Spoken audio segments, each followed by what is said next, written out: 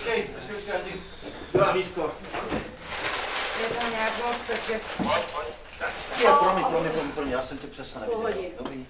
Takže, Ale já se tam asi zemní nevím. plány. Musíš, Dobrý. Zemní plány. A to už víte, že Karel bude stavět? Vážně? No. Ty taky, co nevíš, to nepovíš, co? Ale... Proč si nic neřekl? Protože máme všichni hodně práce a nechtěl jsem vás obtěžovat nějakým naším rodinným domkem. Ale naopak, teď jsme tady všichni stavaři, takže nás to bytostně zajímá, že? No, a budeš si to projektovat? No. Já nevím, jsme o tom ještě sebou nemluvili, ale asi ne. Počkej, to myslíš vážně?